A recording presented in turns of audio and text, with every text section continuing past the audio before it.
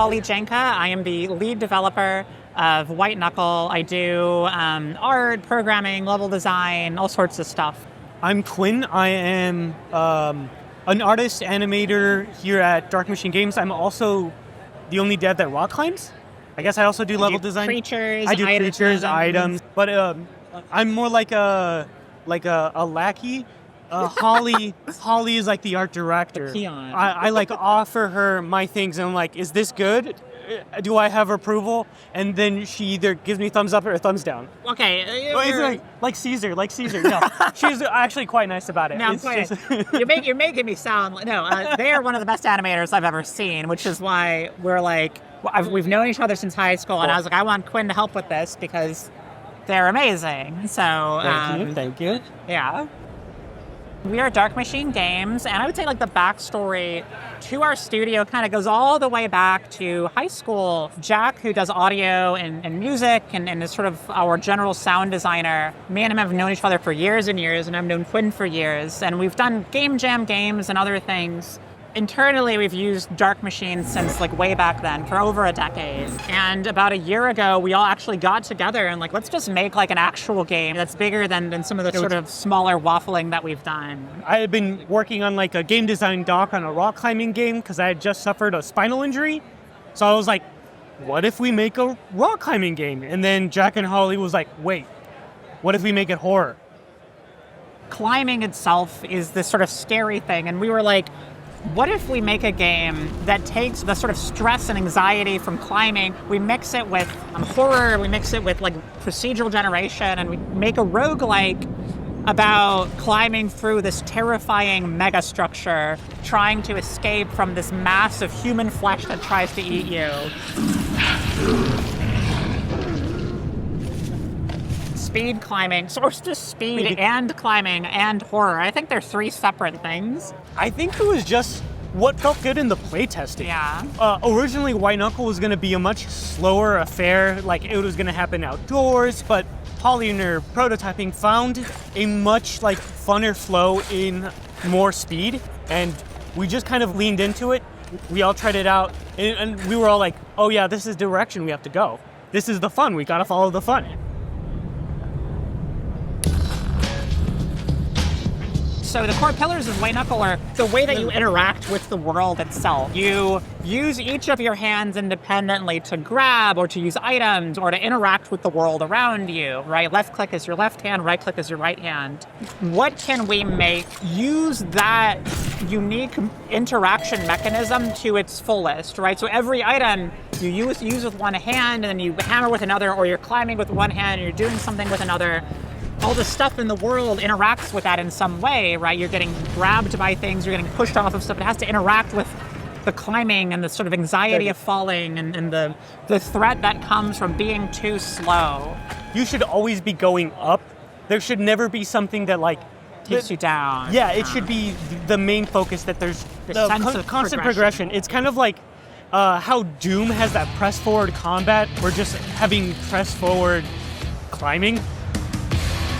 Our approach to creating horror in White Knuckle, and it's going to sound a little goofy, but a big part of White Knuckle is honestly this sort of dark comedy that goes alongside it. A lot of the game sort of deals with this bouncing between something that's a little bit funny, like you hit a button and an elevator falls, and then you have to climb up the shaft, for example. I have arrived at this thing that's going to get me away. You feel that like release of tension a little bit. Brake mechanism. It breaks. It's funny, and then also and then the tension builds even more after that short release. In between those moments of like levity and humor, you're also escaping from horrible things, and you're like stabbing your hand with these syringes, or you're getting injected with weird genetic modification juice. So horror as this builder of tension and humor as this releaser of tension are these natural allies, and that one complements the other and complements the other. We're definitely inspired by other games. A huge part, even if you just look at screenshots of White Knuckle, was inspired by the look of the original Half-Life of Black Mesa. Mechanically, I'd say it pulls from Rain Roll a Bunch. We have rebar you can throw to make like a handhold. Yeah, that's basically theft. We just lifted that mechanic we stole out. it. We just stole it. It's a 2D game, but we made it 3D. Since then, there have been other games that continue to inspire us. So we have to shout out to Peaks of Yore. I'd say like the great granddaddy of really kind of technical climbing games, or maybe not technical, but agree. Doing nothing in haste.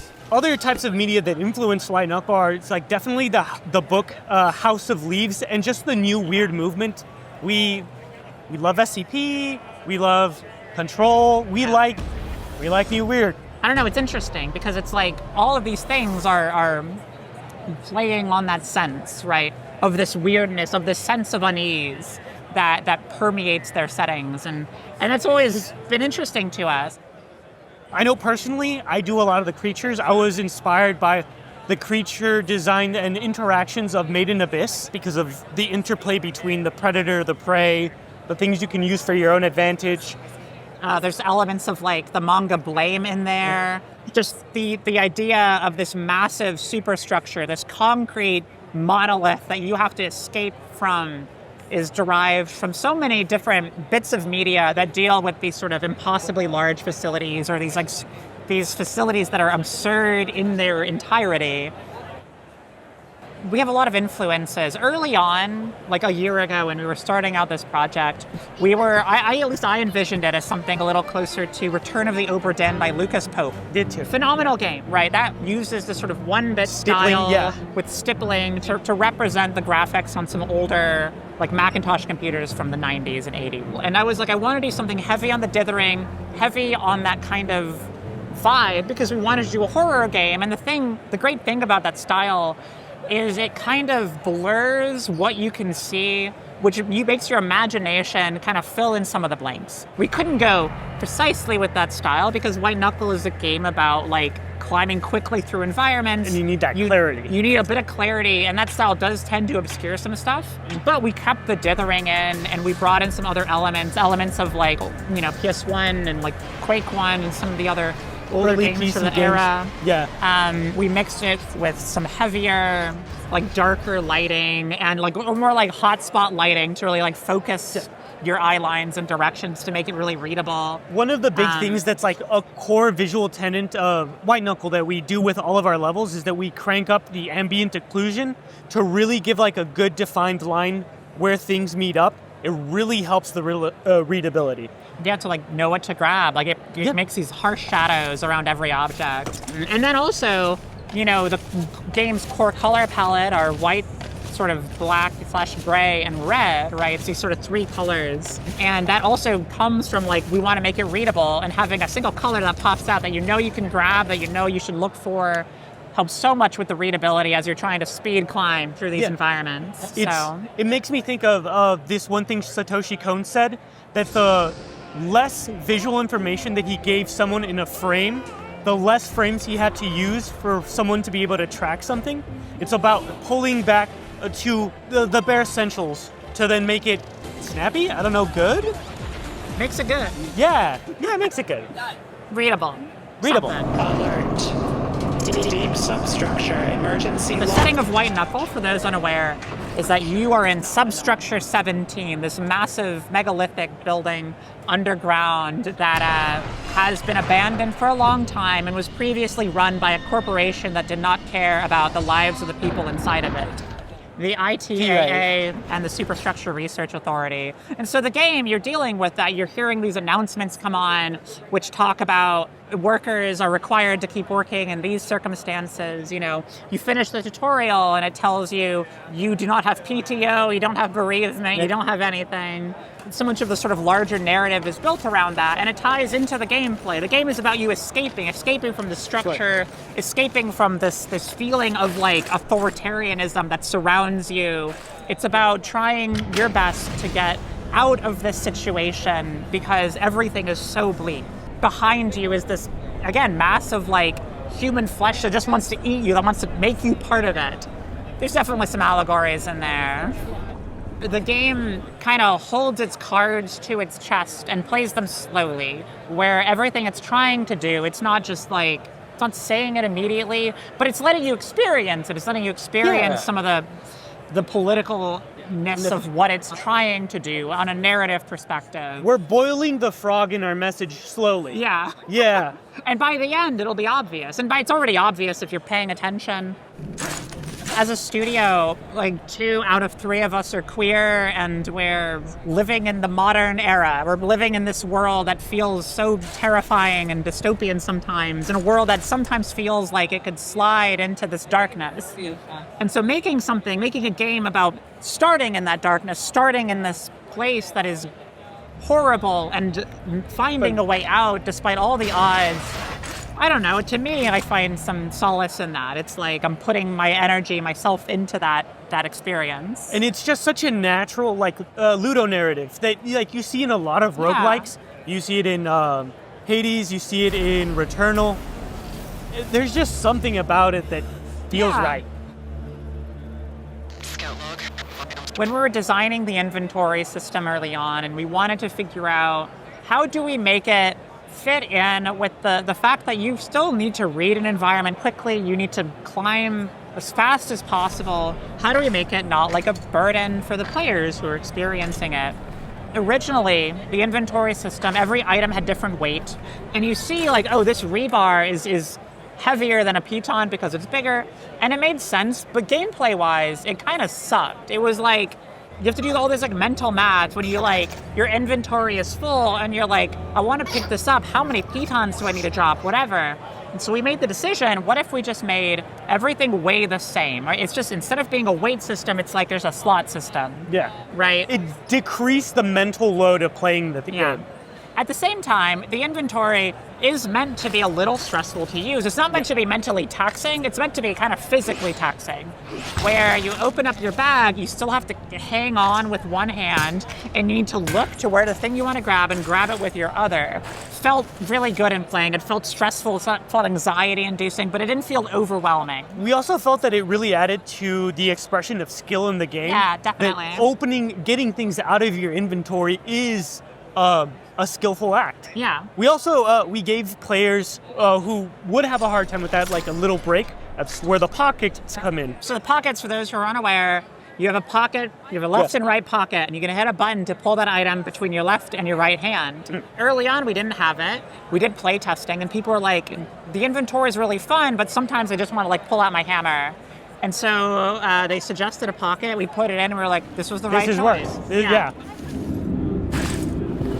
The line between realism and fun when it comes to video games, and specifically White Knuckle. I think a great part of it is that Holly doesn't rock climb.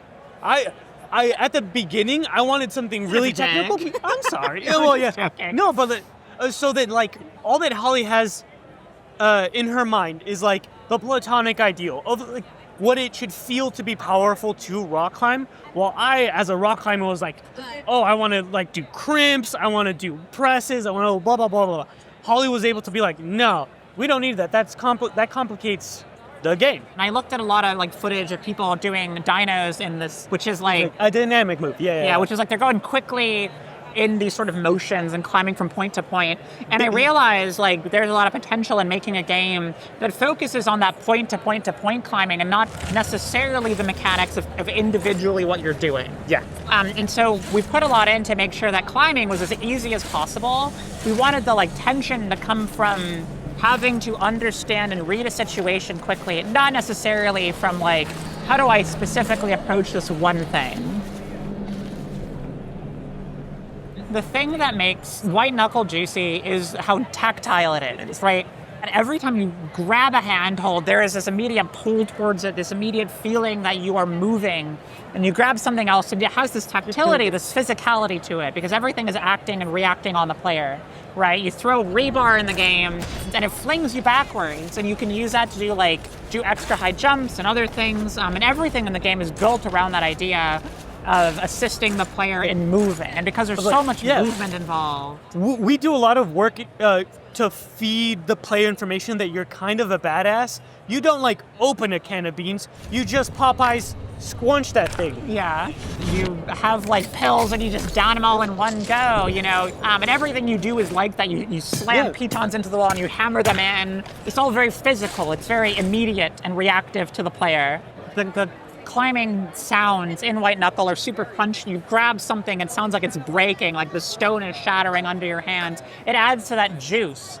I think the game, without competent audio, would be a lot worse than it is. I think the audio carries so much of the vibe, not just of the horror, but also like the mechanics, the climbing, and everything else. I'm always surprised, honestly, at how much the game has resonated with our community and with the players. And yeah, overwhelmingly positive. I think we're at like 98%, almost 5,000 reviews, which is, I'm going to be real, surprising. But I'm surprising because it's a very harsh game. It's a very challenging game that doesn't pull its punches. We're not like, okay, let's make this as like low friction as possible. Like, no, the friction for White Knuckle is incredibly high. And I'm happy that we went with the design that we didn't compromise on it. Yeah. I think sometimes you need to, and there are like, you know, there are things that we balance and whatever. We've made sure that vision of this game that is always fair but extremely hard, that is full of friction, is what it is. That we don't, you know, break away from that. Personal lift. There's a lot of love from the community. Yeah. I think we have avoided the gaze of people that would kind of hate us. You know, I always worry, and I think at some point people are going to find out, like, oh, the devs are queer, and there's going to be some fallout from that. And we're already openly queer in like everything that we communicate and do. But fortunately, we haven't received much pushback. Our community has been wonderful, and everyone's been great. Yeah. And I hope it stays that way. I'm extremely excited about the future of horror games. You know, the modern era, or at least the last like 15 years in the indie horror space, was originally defined by like Amnesia, The Dark Descent. And it redefined what a horror game for independent developers could be. And since then, you know, a lot of stuff has come out, and things have gotten weirder and weirder over time. You know, you have anything in the horror genre from like sort of proper, sort of scary things like Amnesia to stuff that's a little more goofy like Lethal Company or Repo. You have the horror that is like experimental in how players approach it in different genres. And looking at the rest of Dread's offerings, they're all exploring horror in different ways. Most of the innovation comes from the bottom, right? It doesn't come from the AAA studios that are making the same thing over and over, or maybe ever so slightly changing their formulas. Like, no, you find the best stuff when you're looking at what people who love games, that love weird new things are doing. Yeah. If film has been having a horror renaissance for like independent horror, I think we're starting to see that in the indie space for games. Yeah, absolutely. And also like horror kind of peeking into games that aren't even horror, but just like adding it as a bit of spice on top in moments that it needs it, which I think is really exciting. Yeah. You can find White Knuckle on Steam right now. It's in early access. Just give it a shot. There's also a demo you can try. Yes. Which is very full of content. People keep saying that is the largest demo I've ever seen. It's basically a game in and of itself. So give it a shot. If you don't like it, don't worry. If you like it, maybe it'll be your thing, though.